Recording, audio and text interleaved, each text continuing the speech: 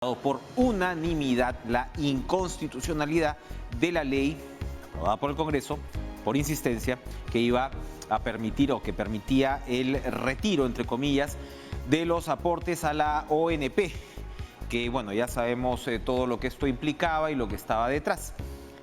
Y hay, como les digo, muchas noticias para compartir hoy y vamos a tener tres invitados muy especiales. Comenzamos con el primero. Gino Costa, vocero alterno de la bancada del Partido Morado, integrante además de la Comisión de Constitución.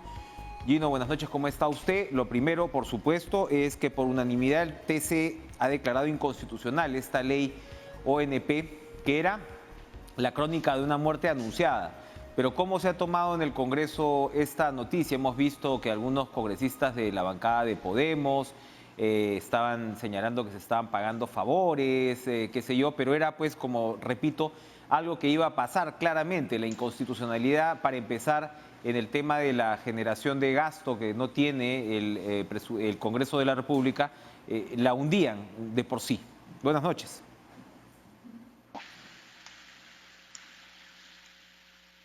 Tenemos problemas, creo, de comunicación con el congresista Gino Costa. Vamos a recuperar en cualquier momento la comunicación, el audio. Bueno, y son tres leyes que han sido declaradas inconstitucionales por el actual Congreso, en lo que va hasta ahora de esta gestión. Y llama la atención, pues, porque evidentemente se está, como lo decíamos más temprano y como lo mencionaban mis colegas, en qué está pasando, se está prácticamente estableciendo una suerte de patrón. Ya son varias las leyes, son tres estas últimas, pero desde el Congreso anterior venimos también con una buena cantidad de normas aprobadas por el Congreso con oposición del Ejecutivo que han sido declaradas como inconstitucionales.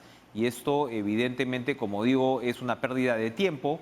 De alguna manera va generando entre la población, ¿no?, ciertas expectativas que al final no van a ser cumplidas y que la decepción con las derogatorias de las leyes, por ejemplo, en el tema de ONP, mucha gente está esperando o estaba esperando poder retirar, ¿no?, sus aportes de lo que sabemos es finalmente un fondo solidario, una olla común, han dicho por ahí, que en un momento uno aporta para financiar la pensión de quienes ya se están jubilando o de los que ya están jubilados. Entonces no cabía hablar ahí de una cuenta individual, como sí puede ser pues el caso de la AFP. Entonces esta es una ley que finalmente pues ha sido declarada inconstitucional y como les decía también hoy, se ha aprobado en segunda votación finalmente, porque es una reforma constitucional, eliminar la inmunidad parlamentaria. Esto ha ocurrido con los votos ya anunciados de Fuerza Popular en contra y votos como el del expresidente del Congreso, no sé, expresidente fugaz de la República,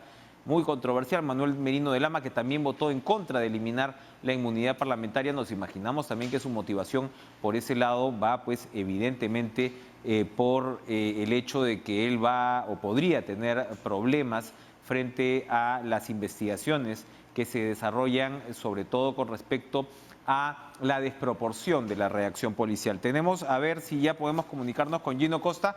Congresista, ¿nos escucha ahora sí?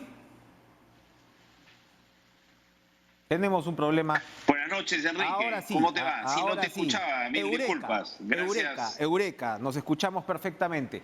Le preguntaba a Gino, gracias por estar con nosotros, por las reacciones en el Congreso de la declaratoria de inconstitucionalidad de esta ley de retiros de la ONP, que en realidad estaba cantado, ¿no? Sí, estaba cantado. Ya se sabía que el Congreso no tiene iniciativa de gasto, que los, digamos, fondos de pensiones son intangibles y que esto iba a crear un gran desequilibrio presupuestal. Todas esas son disposiciones que están en la Constitución y que vulneraban la Constitución, de manera que no nos ha sorprendido la unanimidad. Yo creo que eso lo sabía la mayoría del Congreso, pero por razones políticas han insistido y ahora irán a campaña diciendo que el gobierno y el tribunal, ¿no es cierto?, al servicio de los grandes intereses han impedido hacer realidad lo que ellos se propusieron con este proyecto, con esta ley, ¿no? Pero se sabía, como tú dices, que esto no pasaría a la prueba del tribunal. Es la tercera ley de este Congreso que es declarada inconstitucional, y además por unanimidad del Tribunal Constitucional, ¿no? De este Congreso es la tercera, efectivamente. Ahora más adelante vamos a hablar con un magistrado del Tribunal Constitucional, pero lo que preocupa es que se va configurando, y a ver, preocupa que esto se vaya extendiendo al próximo Congreso. Ya venía del anterior, eran varias leyes que antes no se veía tan seguido, pues el hecho que se presenten estas leyes claramente inconstitucionales, es decir, ni siquiera hay que ser un experto o un constitucionalista para darse cuenta que lo que ha ido de alguna manera imponiéndose es una dinámica populista, qué sé yo, mediocre para determinar pues algunas leyes, poco rigurosa por decirlo menos, pero el tema es cómo revertir esta situación, cómo evitar que esto ya no se convierta en la norma, que sencillamente yo esté buscando votos, que es relativo incluso esa búsqueda de votos a la hora de la cosecha a partir de leyes que no tienen ni pies ni cabeza.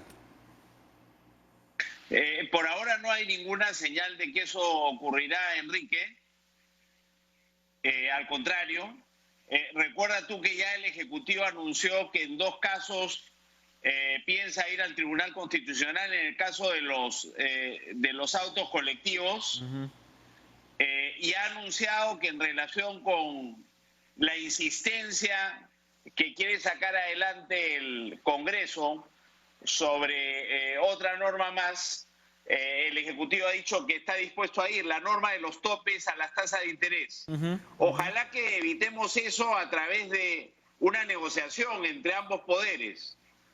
Pero en el caso de los colectivos ya la norma se aprobó por insistencia y yo creo que el tribunal, digamos, declarará inconstitucional esa medida. El Ejecutivo ha señalado que irá al Tribunal Constitucional.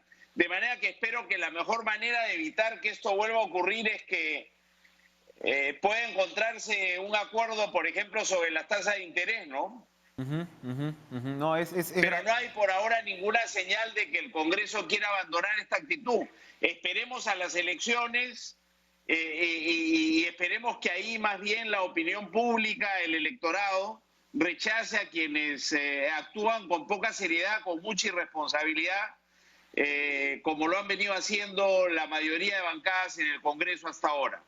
Y claro, porque para cerrar el tema, ¿no? Ahí la dinámica perversa que se puede ir instalando es que en el Congreso estos sectores, a sabiendas de que esto es inconstitucional, terminen más bien buscando la designación de miembros del Tribunal Constitucional que encajen, ¿no?, con esta peculiar visión, y termines además depreciando la calidad de probablemente la sala constitucional, la sala pues judicial ahora mismo más importante del país, por todas estas obvias razones que estamos señalando. Acuérdate que esa era la intención, pero que se hizo tan mal que llevó al descrédito total de la comisión que estaba llevando a cabo el proceso de selección de los magistrados del Tribunal Constitucional. Y ante ese descrédito y ese desprestigio, varias bancadas, entre ellas la del Partido Morado, fuimos los que encabezamos el cuestionamiento a la manera como se quería nombrar a los magistrados del Tribunal Constitucional. Varias bancadas tomaron distancia y esa comisión dejó de funcionar y el proceso se ha abandonado y entiendo que no se retomará.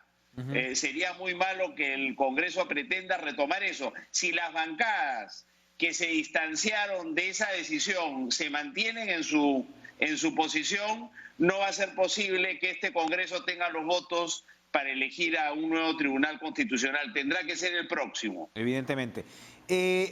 Una segunda votación importante, sí, la que se ha dado hoy, es la de la aprobación de la eliminación de la inmunidad parlamentaria.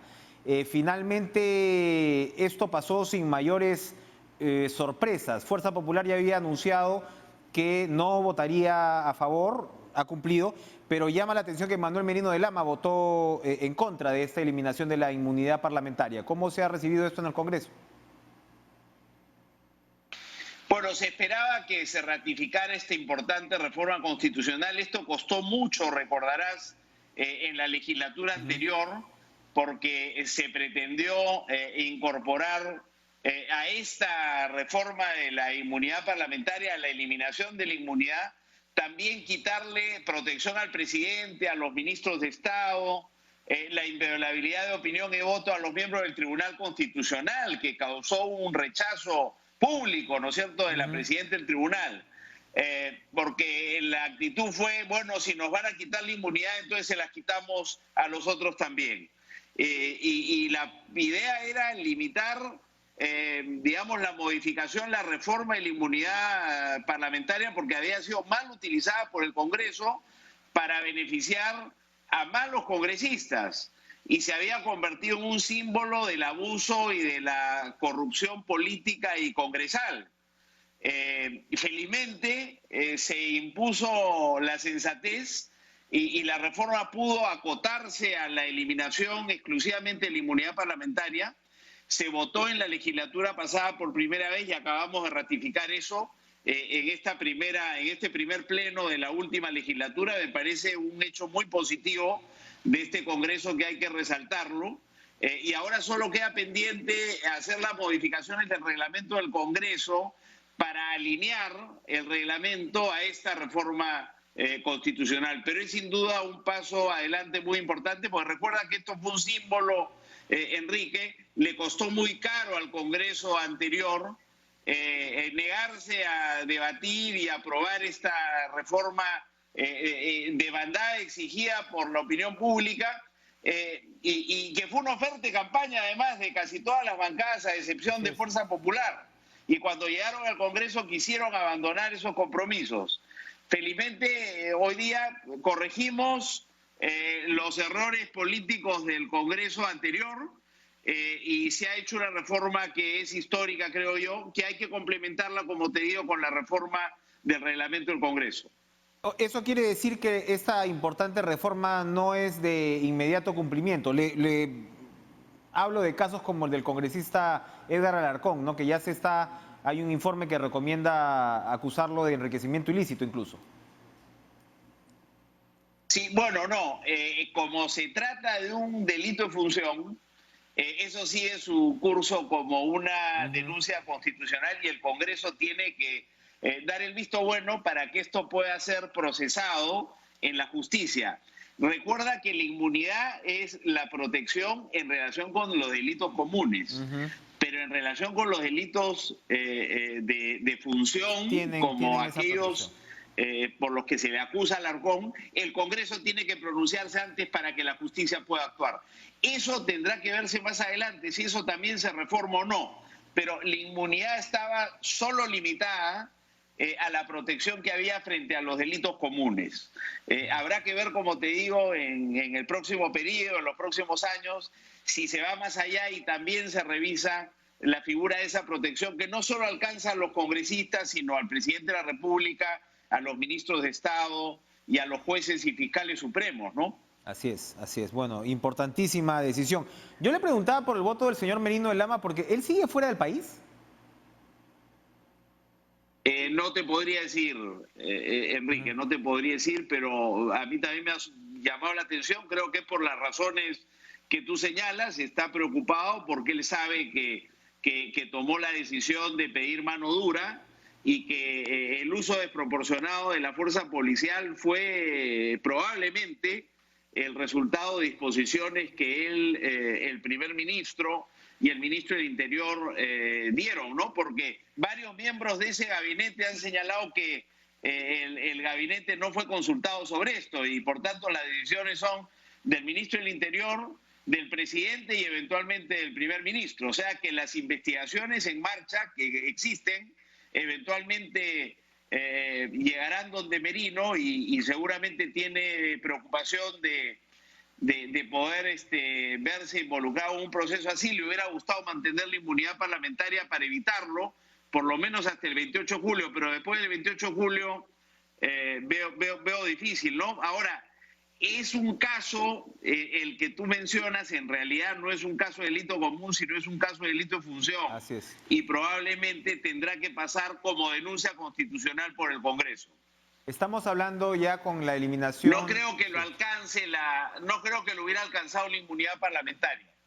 Claro, claro, porque estamos hablando de casos pues como que realmente generaron la indignación, ¿no? Como el del general Donaire, o sea, casos donde claramente la inmunidad sirvió para escudarse de delitos comunes cometidos fuera del periodo parlamentario. Porque hay que recordar de todas maneras que el debate, como usted señala, sigue abierto y habrá que ver qué modificaciones futuras se hacen, pero la inmunidad se supone también es en principio para evitar abusos de poder y persecuciones políticas, probablemente de un congresista que puede ser incómodo al poder, por ejemplo, ¿no?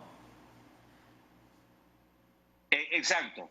Exacto, para eso existe en el mundo la inmunidad parlamentaria, pero muchos países han ido abandonando esa figura porque es ya empieza a ser un anacronismo. Se ha abusado, en el Perú se abusó de ella. Y ese abuso es el que ha llevado a decir, oye, esto le hace mucho daño al Congreso, a la imagen del Congreso, y le hace daño a la política democrática. Entonces, para proteger precisamente la política democrática, los partidos y el Congreso, prescindamos de esa institución. Pero si, digamos, se trata de delito de función, aquellos que solo pueden ejercer los congresistas en el marco de sus actividades, ahí sí el Congreso tiene que pronunciarse antes de que lo haga el propio sistema de justicia. Y si el sistema de justicia quiere investigarlo, tiene que pedir autorización al Congreso. Eso no ha cambiado. Y como te digo, habría que ver si vale la pena cambiarlo o no. Y no solo habría que cambiarlo si se cambia para los congresistas, sino también para otros altos funcionarios. Ahí también ha habido uso y abuso, ¿no? El Congreso disuelto también se desprestigió por eso, porque por blindar a Chávarri y a los cuellos blancos, para que Chávarri y los cuellos blancos ayudaran también a políticos y a políticas investigadas por la justicia, terminaron llevando al reclamo generalizado de que se cerrara ese Congreso, ya que la opinión pública aplaudiera esa decisión, ¿no?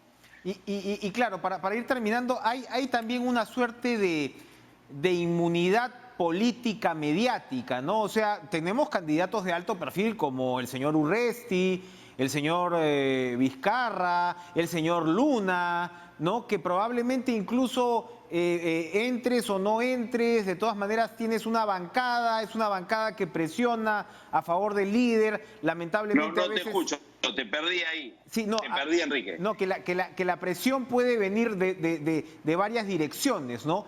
Se busca impunidad a partir del poder político, en realidad, y a veces el poder judicial lamentablemente huele hacia dónde va el viento, ¿no? Y puede incluso ir orientando sentencias a partir de la presión que puede hacer una bancada. Estoy hablando de los casos del señor Vizcarra, del señor Urresti, del señor Luna. Seguimos viendo que claramente se utiliza la política como una forma de encubrimiento, como un vehículo de impunidad. La inmunidad tal como existía era el símbolo de ese abuso, ¿no es cierto? Así es. De la institución para proteger a malos congresistas y convalidar hechos de corrupción política. Pero el solo hecho de estar en el Congreso le da a una persona investigada mucho poder, aun cuando no hay inmunidad parlamentaria. Habrá de la otra, ¿no es cierto?, la inmunidad frente a delitos de función, que es una forma de protección. Pero además tenemos la inviolabilidad de voto y de opinión. No tenemos que responder por nuestros votos y por nuestras opiniones. Pero además está el poder político que tiene un congresista. Por supuesto. Porque...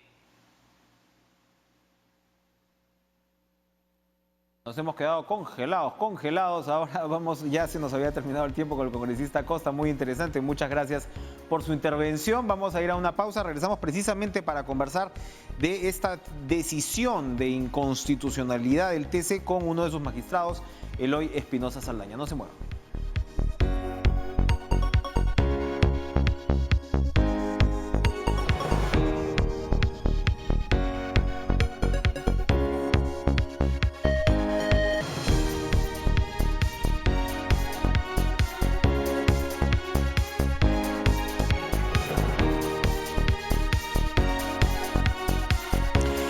Bueno, nos acaban de transmitir el documento, la carta que ha mandado Carmen Omonte, presidenta de la Comisión Especial Multipartidaria para proponer el proyecto de ley para la reforma integral del sistema previsional peruano. Se la manda a Mirta Vázquez y le hace de su conocimiento de la aprobación, ¿no?, el 26 de enero del famoso anteproyecto de reforma del sistema de pensiones en la referida comisión, y le remite el proyecto para que sea exonerado del trámite de envío a comisiones, del plazo de publicación en el portal del Congreso y la ampliación de agenda del Pleno del Congreso de la República para su debate y aprobación. ¿Cómo interpretar esto? No lo sé muy bien, porque se suponía que hasta la propia bancada de APP, que es a la que pertenece la señora Omonte, habían anunciado que ese debate tendría que darse en el próximo Congreso. Acá se está pidiendo incluso la exoneración del trámite en comisiones, así que por ahí que se viene otra novedad en el Congreso dentro de poco. Vamos a conversar con Eloy Espinosa Saldaña, magistrado del Tribunal Constitucional, porque hoy esta sala ha declarado por unanimidad la inconstitucionalidad de la ley, la llamada ley ONP, que facultaba el retiro, entre comillas, de fondos que se habían precisamente aportado al sistema público de pensiones, que como sabemos es un fondo de solidaridad, no es un fondo individual. Y bueno, la unanimidad de esta decisión, doctor Espinosa Saldaña, gracias por estar con nosotros, dice gracias mucho. Por la invitación. Dice mucho. ¿Cuáles han sido los argumentos centrales? Porque hace un tiempo que no veíamos un fallo así, para, valga la redundancia, de unánime. Bueno, en realidad, primero gracias, Enrique, siempre es un gusto estar en tu programa y con tus televidentes. Es que hay varias cosas que hay que tener aquí en claro. En primer lugar, hay ciertas situaciones o informaciones que creo que hay que desterrar porque se prestan a confusión. Se ha dicho mucho como que si es una devolución de los aportes a los pensionistas que serían dueños de esos aportes. Y eso es falso. Porque a partir de que surge la ONP en 1994 e incluso antes, entonces lo que se ha pedido a los trabajadores son contribuciones, o sea, un tipo de tributos, o sea, que se despojen de parte de su dinero para que haya un fondo, como tú lo habían dicho, un fondo solidario para el momento que quien está trabajando ya no esté en condiciones de trabajar por edad, ya no esté en condiciones de trabajar porque por alguna lesión o enfermedad, o cuando el trabajador fallece y tiene familia todavía pues que necesita de recursos para poder financiarse y subsistir.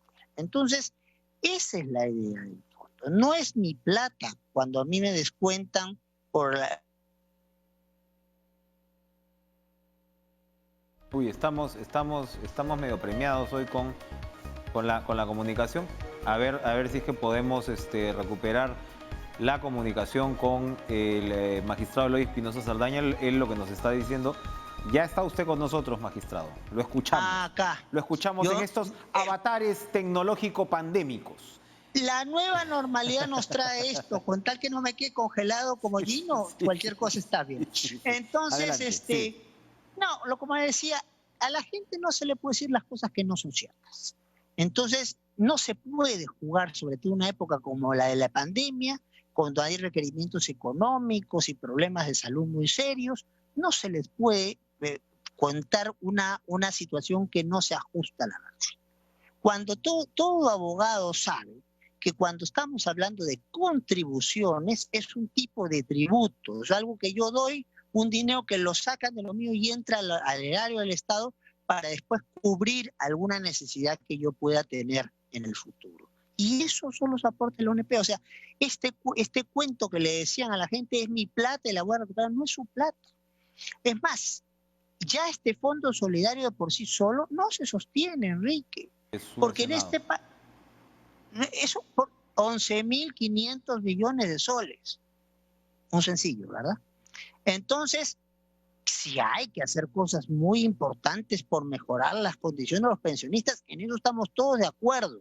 Pero en el Estado constitucional las cosas no se pueden hacer como se quieren y sin tener las competencias para hacerlas. Aparte, Entonces, doctor, sí, doctor Espinosa Saldaña, aparte esto tenía, digamos, un origen de mensaje malicioso, porque a ver, lo que tú le está, cuando usted habla de la ONP, más o menos el mensaje pues que uno percibe es de alguna manera beneficiar precisamente a estas personas que usted señalaba, estas personas que ya no pueden trabajar por edad, ojalá no por algún tipo de enfermedad, de problema realmente. Entonces, claro, la proyección del mensaje va por ahí, pero quien se iba a beneficiar, como usted señalaba, incorrectamente, ¿no? De una medida como esta, no eran los jubilados. Eso es lo peor. O sea, acá la intención populista era doble o triplemente equivocada. yo no voy a hacer juicios de valor porque, como comprenderás, el árbitro no puede ponerse la camiseta de un equipo. Yo cuento cómo terminó el partido. A ver, aquí la cosa es muy clara. Aquí tenemos primero un elemento que está diciendo algo que no es cierto y, como bien indicas, no iban a ser 15.900 millones de soles lo que iba a ser para pagarle 4.300 soles a todos los que reclamaran. Iba a ser muchísimo más. ¿Por qué? Porque esto tiene una lógica de solidaridad intergeneracional. Entonces, yo en este momento me están descontando y con eso se paga a las personas que tienen 70, 80 años su pensión. Hoy por ti, Pero mañana claro, por mí. Esa es la esa es la filosofía de idea. un sistema solidario público. Exacto, y entonces, y además en esa lógica funciona con una dinámica de reparto. No es porque yo ponga 100, voy a recibir 100, voy a recibir lo que se me pueda dar para que los otros también puedan recibir. Entonces, eso se quiebra y se quiebra con una segunda cuestión absolutamente equivocada. El texto de la Constitución es clarísimo. Dice que la dirección de la hacienda pública, o sea, el manejo del dinero en un Estado lo tiene el gobierno, no el Congreso, no el Tribunal Constitucional, no el Ministerio Público, el gobierno. Entonces, por eso se entiende el artículo 79 de la Constitución. Los congresistas pueden hacer proyectos muy valiosos, pero estos proyectos no pueden tener iniciativa de gasto. O sea, el congresista no puede proyectar, por ejemplo, devolver o entregar un dinero a alguien, pues si es que no se pone de acuerdo con quien maneja la hacienda pública. Por eso el 79 es muy claro. Los congresistas no tienen iniciativa de gasto, salvo que cuente con un informe que obviamente no es una recomendación, no es Pepe Grillo del cuento, es quien define, porque es quien maneja la hacienda. Entonces, si no cuento con la autorización del gobierno, yo no puedo jugar a disponer dinero.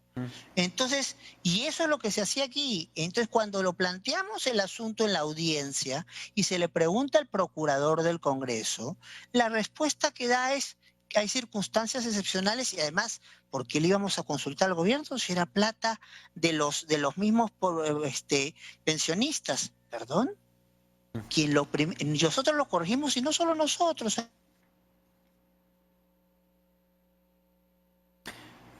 Ahí, vamos a regresar en cualquier momento con Eloy Espinosa Saldaña, porque sí, pues claro, efectivamente estamos hablando de un sistema público, y ojo, ojo con lo que estamos reiterando ahora mismo con el oficio que le ha mandado Carmen Omonte a la presidenta del Congreso, Mirta Vázquez, en el cual le dice que de una vez agende usted este anteproyecto que ya ha sido aprobado por la Comisión Especial para la Reforma del Sistema de Pensiones, que, como recordemos, incluye la implementación de un organismo público que es el que va a centralizar todas las pensiones, aquí sí privadas, ¿no?, con fondos individuales por parte de los usuarios. Así que esto también va a traer cola. Doctor Espinosa Saldaña, lo escuchamos. Volvimos. Aquí estamos. Entonces, aquí estamos. Bueno, lo que yo estaba diciendo es que esta situación de iniciativa de gasto, ¿qué quiere decir? El Congreso, sí, entonces tiene pues la representación de diferentes sectores de la población. Y la tentación y por eso la restricción de la iniciativa de gasto hace muchos años, es que claro, si tú representas a Chumbivilcas y Chumbivilcas necesita una clínica, una cancha de fútbol, entonces que trates de cargar carta del presupuesto para atender las necesidades de quienes te han elegido, y con eso no puedes armar ninguna seguridad presupuestaria, porque no vas a saber cuánta plata tienes para mañana para cubrir, por ejemplo, urgencias como las que estamos viviendo en una pandemia que no es que uno la pueda prever pues de aquí a 2 años, ¿no? Te viene y tienes que reaccionar. Entonces, estos problemas han sido claves. Entonces, yo no puedo disponer de fondos, por más buena intención que tenga, yo no puedo disponer de fondos que maneja el gobierno sin ponerme de acuerdo en una lógica colaboración de poderes para plantear una iniciativa. Y menos aún si esa iniciativa daba a desmontar un sistema público, pensiones, que no lo hemos inventado nosotros, lo recoge la Constitución del 93. Entonces, está constitucionalmente previsto y con una lógica establecida, que es esta lógica de apoyo solidario entre generaciones y de un reparto de lo que se pueda tener en el momento inmediato entre, por ejemplo, 5, 10, 15 personas estemos en condiciones de pensionistas, ¿no? Muy bien.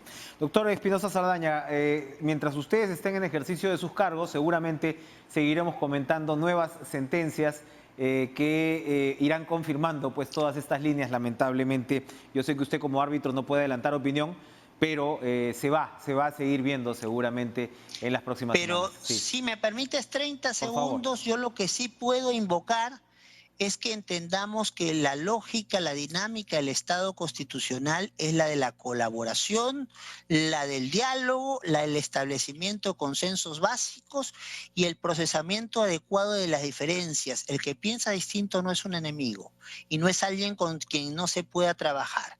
Es alguien con quien en condiciones de crisis como las que nos está tocando vivir, se tiene que trabajar, todas las manos son necesarias, pero para eso hay que concertar, nadie puede invadir la competencia del otro, más bien tiene que coordinar con quien tiene la competencia para lo que tengo que hacer para poder hacer un trabajo completo y satisfactorio. La ciudadanía y su bienestar está de por medio. Gracias, Eloy Espinosa Saldaña. Precisamente esta despedida que usted hace me da el pie para anunciar después de la pausa a Pedro Cateriano, que presenta un libro que está que quema, que recoge su experiencia política de los últimos 10 años y que precisamente, de alguna manera, también refleja este proceso de descomposición del consenso de la última década y particularmente del último quinquenio, que es lo que en buena medida nos tiene en este punto, además, en medio de una pandemia. Volvemos con Pedro Cateriano.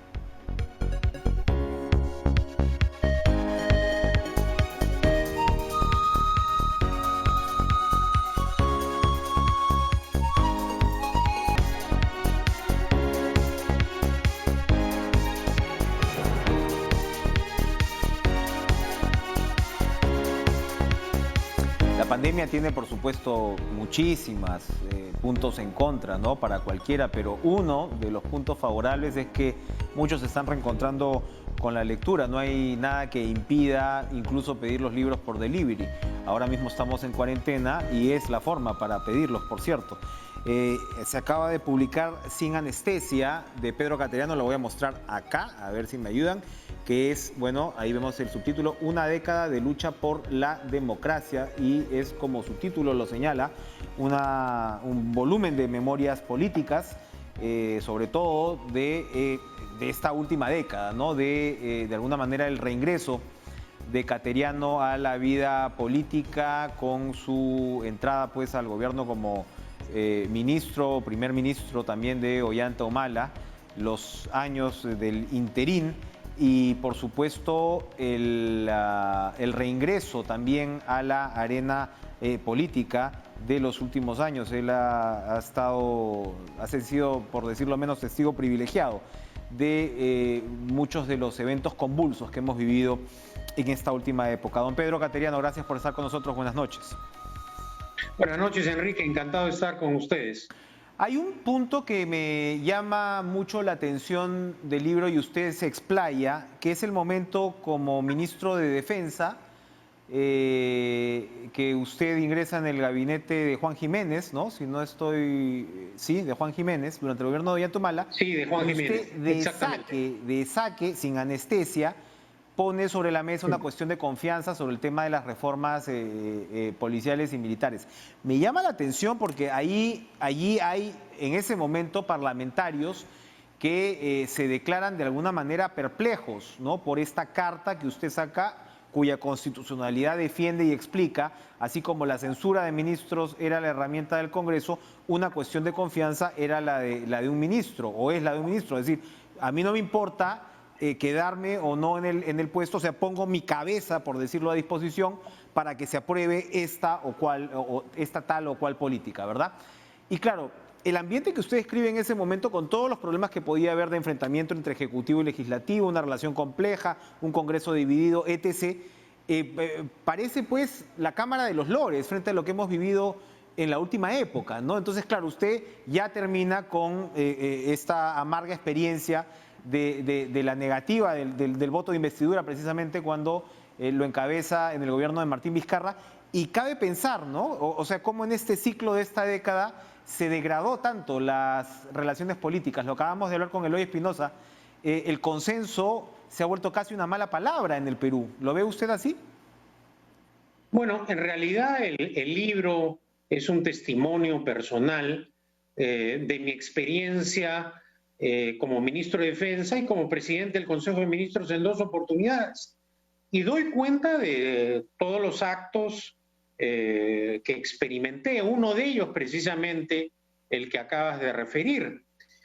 Y de alguna manera, posteriormente, este acto en el cual recibí la confianza sirvió como argumento cuando el Congreso resolvió, sentenció precisamente sobre los temas de la cuestión de confianza, cuando se calificó la extensión de confianza fáctica.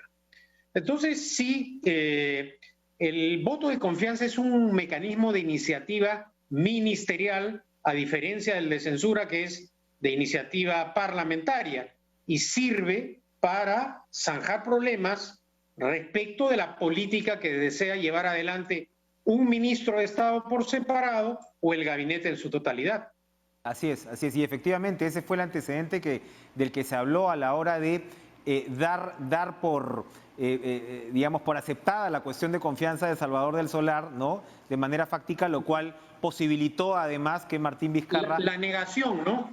Exacto, la negación, ¿no? Lo que posibilitó que Martín Vizcarra, porque decía, no ha habido ministros que hayan presentado este tipo de, y claro, y se habló del caso Cateriano, ¿no?, durante el gobierno de Humala, y esto a su vez posibilitó la disolución constitucional del Congreso por parte de Vizcarra, ¿no? Claro, y como señalabas, Enrique, en el libro también toco lo que ha sido este lesivo e irracional conflicto entre los poderes del Estado en los últimos 5 años. Si bien es cierto, cuando fui ministro de Defensa y presidente del Consejo de Ministros, durante el gobierno de Ollanta Humala hubo un enfrentamiento entre los poderes del Estado, en la recta final, mediante el diálogo, el entendimiento, el consenso, se pudo finalizar el gobierno, realizar elecciones, cosa que no ha acontecido en la etapa que hemos vivido. Y precisamente cuando yo asumí por segunda vez la presidencia del Consejo de Ministros, no recibí el voto de confianza del Congreso. El libro tiene muchos detalles jugosos, además, para el que le interesa la política. No quiero hacer tantos spoilers, recomiendo la lectura, pero sí hay algunos puntos que me gustaría preguntarle, precisamente porque son pinceladas y observaciones a partir de personajes que ahorita nomás se disputan la presidencia de la República. Más de una vez usted, creo que acuñó la frase ya, utiliza esta calificación contra Keiko Fujimori o sobre Keiko Fujimori como una irreprimible sed de venganza. La aplica tanto en el caso de Kuczynski como en el caso de Vizcarra. Es algo así como si Keiko Fujimori, lo que usted dice, una irreprimible sed de venganza, parece que estuviera planteando otro tipo de estrategia, pero al final le gana. ¿Cómo ve a la Keiko Fujimori candidata a la luz de esta historia reciente que usted repasa en el libro?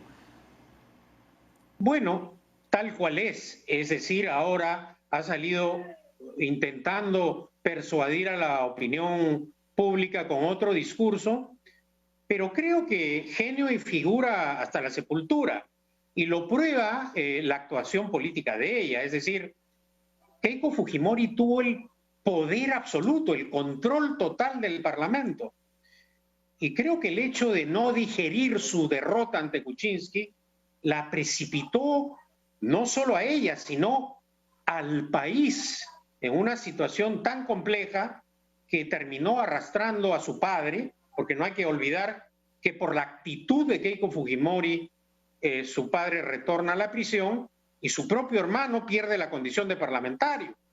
Entonces, creo que en democracia es tan importante saber ganar como saber perder. Lo acabamos de ver, eso no solo ocurre en el Perú, lo acabamos de ver cómo en una democracia sólida como la de los Estados Unidos, el expresidente Trump hasta el final de sus días no reconocía la legítima victoria de Biden. Y eso es algo que ciertamente trato también en el libro. Analizo, cuento y doy a conocer para que el lector se forme un juicio de opinión. Así es, y hay otros personajes que también toca que, insisto, están ahora mismo disputando la presidencia de la República.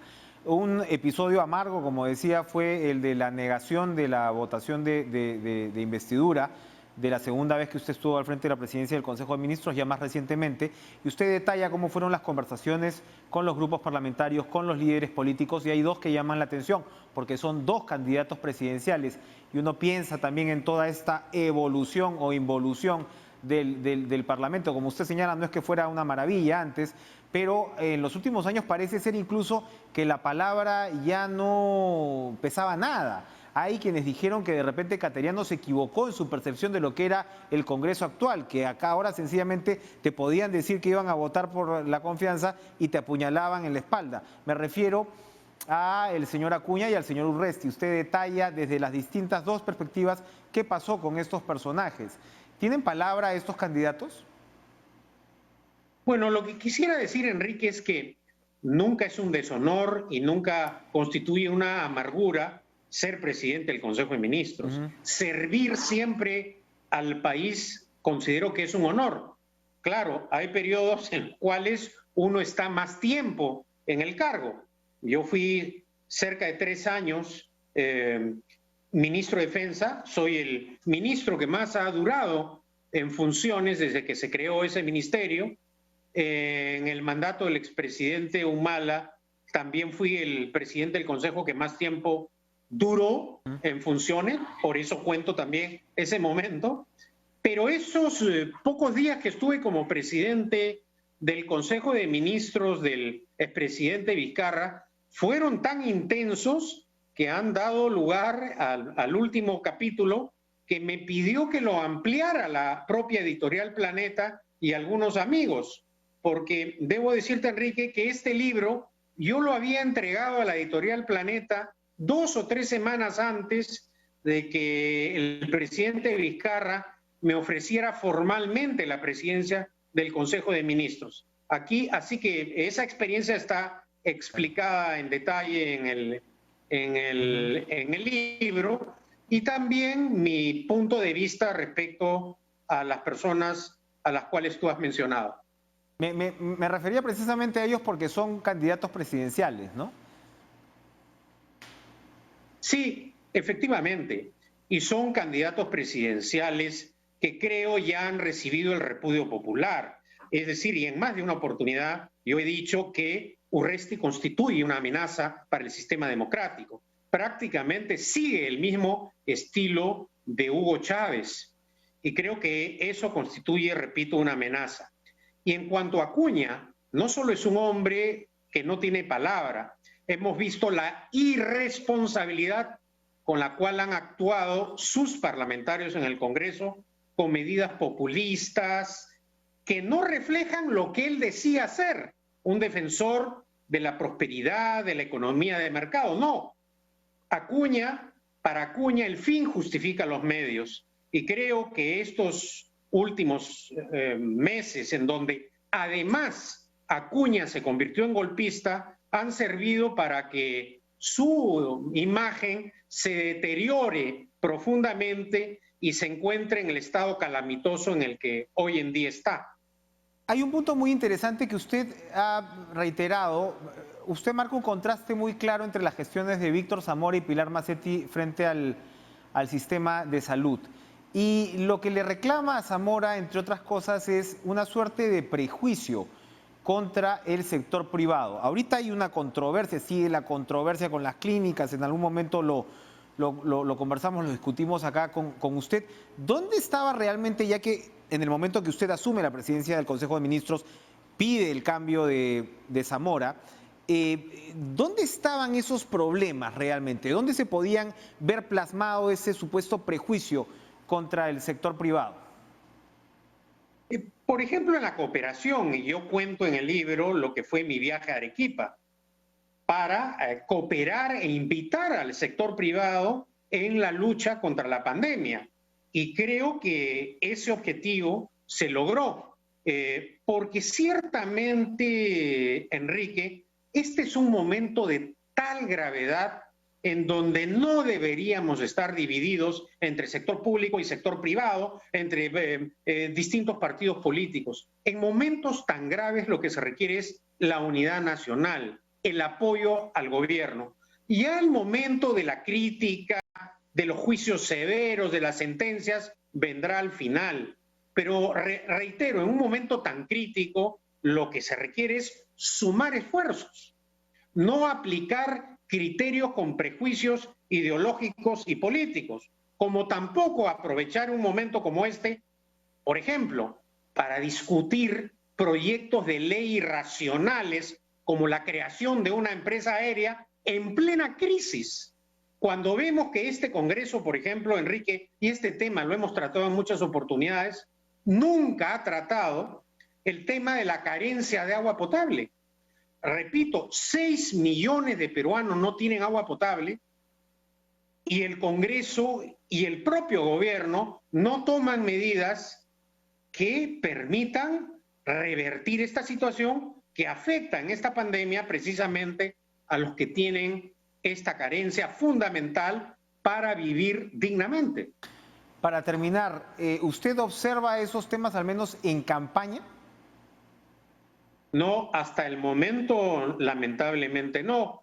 Hemos visto un inicio engorroso con las discusiones de las tachas, ataques absurdos contra el gobierno pretendiendo acusar al presidente Sagasti de no querer realizar las elecciones generales, pero hasta el momento planteamientos serios, propuestas no se escuchan. Y hay que demandar precisamente, porque el próximo presidente que asuma la jefatura de Estado va a encontrar una situación sumamente compleja y para ello requerirá el apoyo de todos. Y lo que pretende el libro también, Enrique, es reflexionar lo que ha significado estos años de enfrentamiento entre los poderes del Estado que han dejado de lado los verdaderos intereses del país, de la mayoría de los ciudadanos. Y hay que evitar ciertamente que las elecciones, que este proceso, que esta campaña, que debe ser el momento de la discusión, de la presentación de propuestas, se convierta en un momento solo de insultos y de ataques, y repito, en donde no podamos apreciar y discutir las propuestas de los partidos políticos y candidatos presidenciales. Y me quedo con un mensaje también final del libro recurrente y que se vuelve a plantear ya en sus páginas finales, que es la necesidad ineludible que va a tener el próximo gobierno, el próximo presidente de la República, si se quiere, de formar una suerte de coalición, porque nada indica que la próxima configuración política del Congreso vaya a ir hacia mejor. Ojalá me equivoque, pero va a haber que buscar un esfuerzo precisamente de consenso y de coalición que le otorgue gobernabilidad al próximo quinquenio. Gracias, Pedro Cateriano, felicitaciones por el libro. Gracias, Enrique. Buenas noches, muchas gracias. Vamos a ir a una última pausa y volvemos.